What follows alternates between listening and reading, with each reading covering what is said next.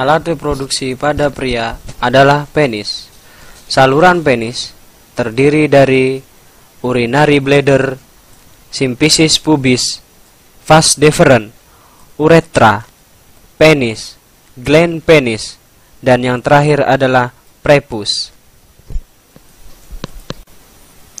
Sedangkan organ reproduksi wanita adalah vagina.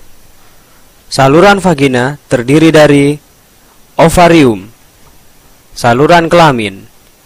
Saluran kelamin terdiri dari saluran telur atau tuba falopi, rahim atau uterus, dan yang terakhir adalah vagina atau liang peranakan.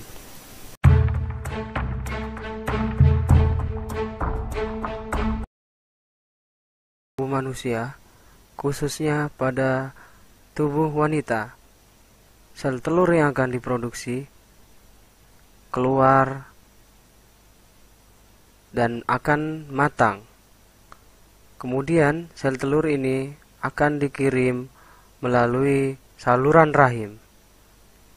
Dari saluran rahim, sel telur ini akan siap untuk dibuahi oleh sel sperma.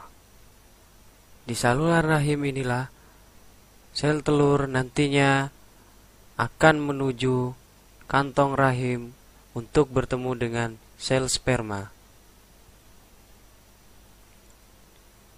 Sel sperma naik melalui tuba falopi dari leher rahim, kemudian akan terus menuju pertemuan antara sel sperma nanti dengan sel telur, yaitu di ujung tuba falopi.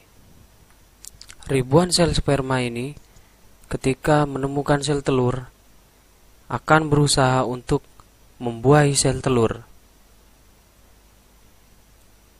Namun, tidak semua sel sperma bisa membuahi sel telur, karena hanya satu sel sperma yang bisa menembus dinding sel telur untuk membuahi sel telur. Proses ini dinamakan proses fertilisasi.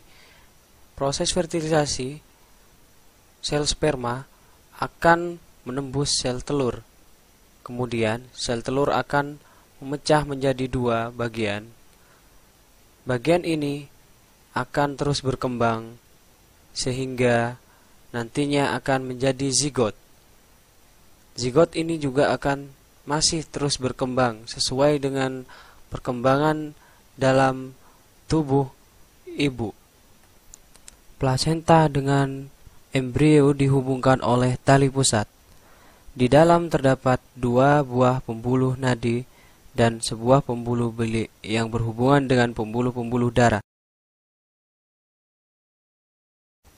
Dalam rahim, bayi mengalami pertumbuhan dan posisi bayi terbalik untuk menyesuaikan dengan volume tubuhnya. Kemudian, bayi siap untuk mengalami proses kelahiran.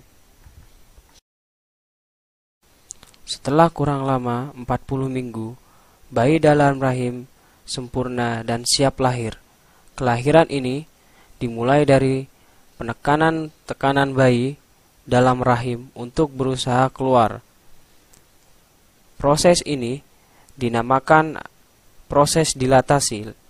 Proses dilatasi terjadi pada leher rahim sehingga fetus vagina bergerak dan kepala bayi dapat keluar, diikuti anggota tubuh lainnya.